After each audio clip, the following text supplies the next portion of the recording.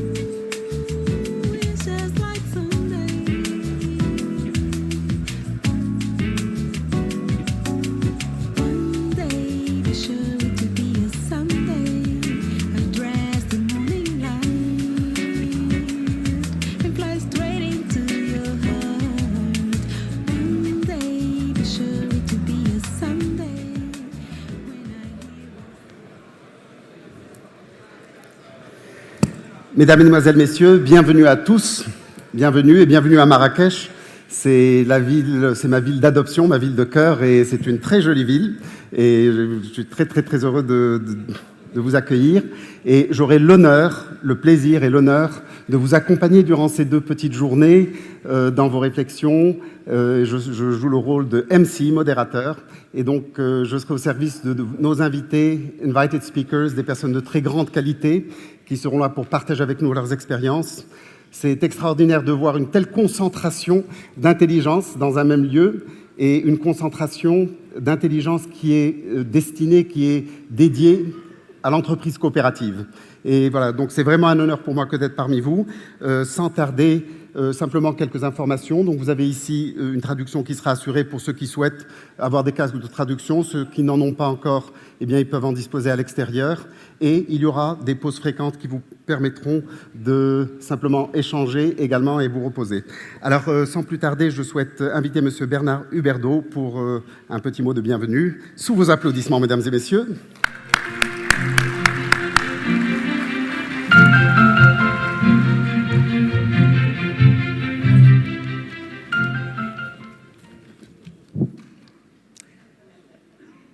Messieurs, d'abord, Monsieur le secrétaire général du ministère de l'économie et des finances, Monsieur El Wali, gouverneur de Marrakech, Madame Bass et Mesdames les représentantes des Nations Unies, Mesdames et Messieurs les présidents, chers amis membres de la CIBP, j'ai le plaisir et l'honneur de vous souhaiter la bienvenue au nom de l'équipe du secrétaire général de la CIBP et au nom de l'équipe des organisateurs de la Banque centrale populaire du Maroc qui ont organisé ce congrès dont j'espère que vous trouverez qu'il sera intéressant pour vous.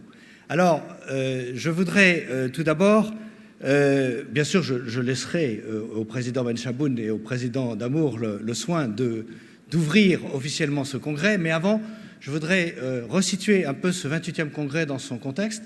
La CIBP organise tous les 3 ans un grand congrès, et ce congrès, il est un lieu de rencontre, un lieu de partage et un lieu d'ambition aussi, puisque je crois qu'il est bon que nous puissions nous fixer des ambitions. Alors, lieu de rencontre, eh bien, la première mission de ce congrès, c'est de vous permettre de vous rencontrer, de vous connaître, de créer vos réseaux, et je l'espère, ensuite, d'avoir envie de travailler ensemble d'une manière beaucoup plus concrète, soit sur des thèmes généraux, mais soit sur des thèmes plus opérationnels, des thèmes d'affaires, et c'est ce que je vous souhaite. Alors, pour vous rencontrer, eh bien, il y a bien sûr un certain nombre de pauses, un certain nombre de dîners, de déjeuners, et vous aurez l'occasion de vous connaître et de voir ensemble ce que nous pourrions essayer d'envisager ensemble.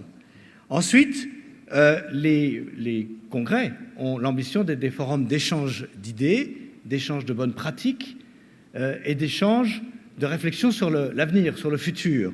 Et donc, c'est évidemment ce que nous souhaitons faire et obtenir. Alors, je voudrais remercier tous ceux qui sont venus à ce congrès, quelquefois très loin. Nous avons pas mal de participants qui ont traversé l'Atlantique Sud ou l'Atlantique Nord d'ailleurs, et je les en remercie parce que je mesure combien c'est compliqué et difficile de venir ici sur le continent africain, puisque ce n'est pas tellement fréquent que la CIBP se réunisse sur le continent africain. Donc merci à nos amis marocains de nous avoir invités à venir ici au Maroc, et ça nous permet de prendre pied sur le continent africain, ce qui est très important et très symbolique pour nous. Alors, nous espérons qu'au cours de ces 3 jours, vous allez pouvoir multiplier les rencontres. vous avez remarqué que cette nuit, l'hôtel nous a même organisé une petite rencontre impromptue en pyjama. J'en suis désolé pour ceux que ça a réveillé, mais comme m'a fait remarquer Madame Basse tout à l'heure, tout le monde s'en souviendra. Donc, après tout, c'était peut-être pas si mal. Alors, je voudrais aussi excuser ceux qui n'ont pas pu venir. Ceux qui n'ont pas pu venir, eh bien, il y a le président du directoire de la DZ Bank, M. Kirsch, qui sera représenté par l'un de ses proches, M. Frank Westhoff, qui est ici présent et qui est membre du directoire de la DZ Bank. Monsieur le président Heller, du Crédit Coop argentin, qui n'a pas pu venir non plus et qui sera représenté par son directeur général, M. Sergio Clour. Nous aurons également, alors je n'ai pas mentionné M. le secrétaire général du ministère de l'économie et des finances qui va représenter son ministre aujourd'hui, mais il vous le dira tout à l'heure, et je remercie les autorités marocaines de nous faire l'honneur et le plaisir de venir nous parler du Maroc d'une manière beaucoup plus officielle. Merci. Et alors, n'ont pas pu venir également nos amis grecs, M. Leonas Baltatsis. La situation en Grèce est telle qu'il n'a pas jugé opportun de s'éloigner de ses bases et de ses troupes et de ses clients, mais vous verrez que nous avons quand même trouvé le moyen de l'associer à notre congrès, et vous verrez comment. Alors, voilà un petit peu les personnalités qui se sont fait excuser, qui n'ont pas pu venir. Et je voulais également vous dire que nous sommes ici à votre disposition, l'équipe de la CIBP, l'équipe de la BCP, pour vous aider si vous avez la moindre question, le moindre problème. N'hésitez pas à nous approcher. Vous pourrez nous reconnaître assez facilement, puisqu'il se trouve que, vous l'avez sans doute observé, mais sur les badges, il y a des couleurs différentes. Les organisateurs ont un badge avec un trait ici qui est jaune. Les congressistes sont en vert et les intervenants sont en rouge. Donc voilà une façon simple de savoir qui fait quoi à travers les couleurs. D'autre part, bien sûr, nous avons souhaité que chacun puisse s'exprimer dans la langue de son choix, et nous avons des cabines de traduction derrière, et la traduction se fait en 6 langues, ce qui est quand même pas mal. Donc chacun sera libre de s'exprimer dans la langue qui lui convient. Alors ensuite, dernier point que je voulais aborder, c'est votre contribution, votre participation, puisque nous souhaitons que les congrès restent interactifs.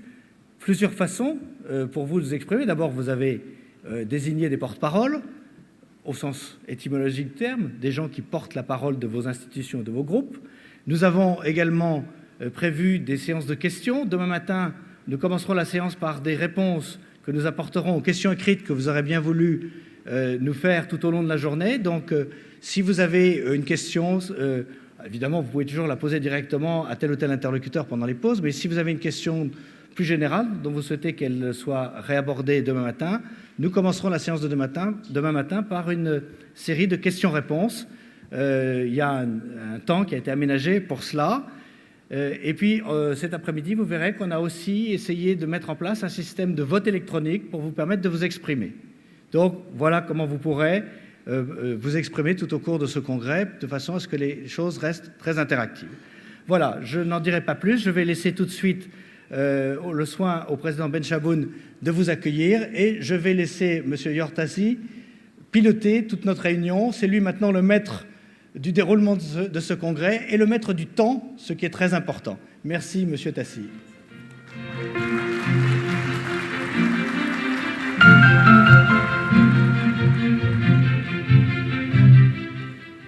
My pleasure to announce M. Mohamed Benchaboun, président de la Banque centrale populaire du Maroc.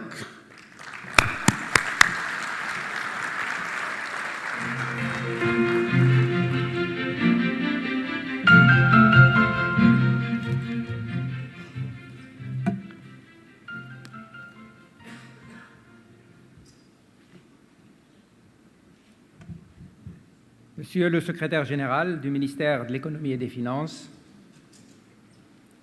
Madame la représentante de l'ONU, Monsieur le wali de la région, Mesdames, Messieurs les présidents des banques coopératives, chers amis, Mesdames et Messieurs, Je tiens tout d'abord à vous souhaiter la bienvenue et à vous exprimer mes vifs remerciements pour votre présence à ce congrès de notre confédération qui réunit des banques leaders venues de différents horizons et dont chacune est chargée d'histoire en termes de contribution à l'essor économique et social de son pays. Mes remerciements vont en particulier à Monsieur le secrétaire général du ministère de l'Économie et des Finances, qui, à l'aune de la préparation de la loi de finances, a bien voulu nous honorer de sa présence et nous témoigner par là même l'intérêt que ce ministère porte au modèle coopératif et son adhésion aux valeurs qu'il véhicule.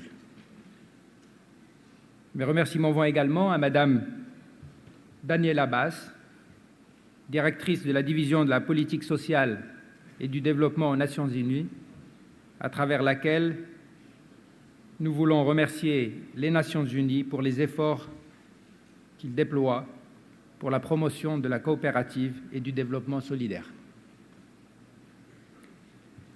Mesdames, Messieurs, notre congrès se tient dans un contexte particulier qui, tout en mettant en exergue les valeurs du mode coopératif et sa solidité, nous impose un questionnement profond sur notre modèle et sur la nécessité de son adaptation pour qu'il puisse continuer à servir de levier de croissance économique et sociale inclusive. Pour ma part, je citerai 4 éléments qui me semblent déterminants dans ce contexte. Tout d'abord, l'année 2012 a été décrétée Année internationale des coopératives par l'Assemblée générale des Nations unies sous le thème « Les coopératives des entreprises pour un monde meilleur ». Il s'agit là d'un témoignage éloquent sur la pertinence du modèle coopératif et sur sa contribution à l'émergence, de par le monde, d'une économie solidaire, empreinte des valeurs de partage et de solidarité. Je me permets de citer M. Ban Ki-moon à ce sujet, je cite, « Se fondant tout particulièrement sur la notion de valeur, les coopératives ont montré qu'elles constituent un modèle commercial robuste et viable, susceptible de prospérer, même dans les périodes difficiles. Ce succès a contribué à empêcher de nombreuses familles et communautés de sombrer dans la pauvreté. » Fin de citation.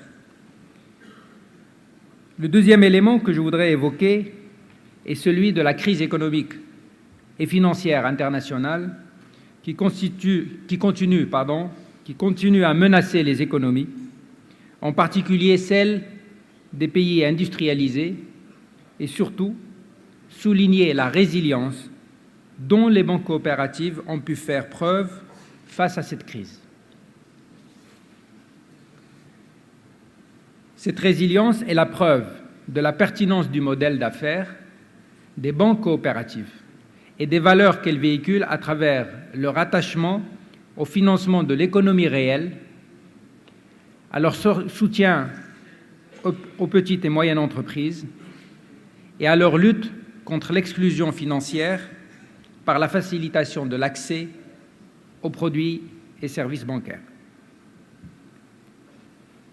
Le troisième élément, qui est une conséquence de la crise économique internationale, est celui du resserrement de la réglementation bancaire, notamment en matière de liquidité et d'exigence en fonds propres.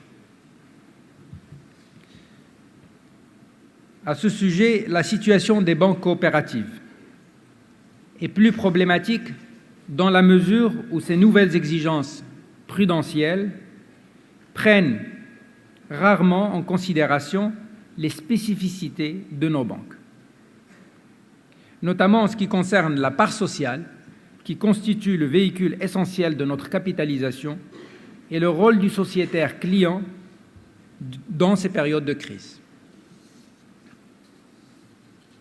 Enfin, et dans le même sillage, les autorités monétaires de par le monde s'orientent vers une réglementation visant la séparation au sein des établissements bancaires de l'activité d'intermédiation de celle des activités de marché, ce qui pourrait avoir comme conséquence un intérêt plus grandissant de l'ensemble des banques pour notre core business.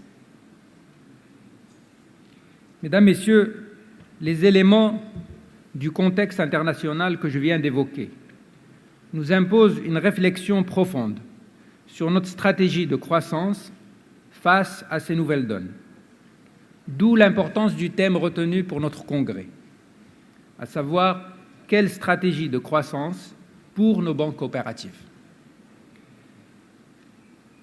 Je voudrais rappeler que notre stratégie a toujours été fondée sur le financement de l'économie réelle au niveau local, au niveau régional